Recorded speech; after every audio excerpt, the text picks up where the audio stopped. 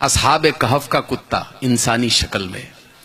اور خواجہ حسن بصری رحمت اللہ علیہ فرماتے ہیں کہ کتے میں 10 صفات ایسی ہوتی ہیں جو ہر مسلمان کو اختیار کرنا چاہیے. پسند آئے تو دعاؤں سے نوازنا. کتا بھوکا رہتا ہے، یہ صالحین کی صفت ہے.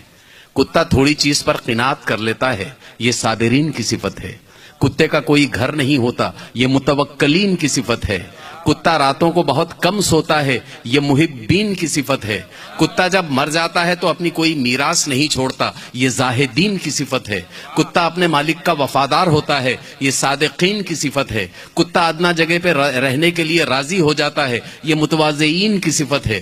کتے کی جگہ پر کوئی قبضہ کر لے تو اسے چھوڑ کر دوسری طرف چلا جاتا ہے، یہ رازعین کی صفت ہے.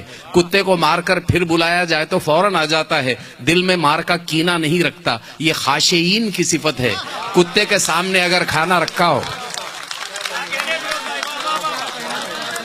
کتے کے سامنے اگر کھانا رکھا ہو تو اس پر کبھی جھپٹتا نہیں، جب تک اس کو دیا نہ جائے وہ کبھی کھاتا نہیں، یہ مساکین کی صفت ہے. کتا جب ایک جگہ سے دوسری جگہ کوچ کر جاتا ہے تو پلٹ کر دوبارہ اس طرف دیکھتا نہیں، یہ مخرونین کی صفت ہے. کتے میں 10 صفات ایسی ہوتی ہیں جو ہر مسلمان کو اختیار کرنا چاہیے.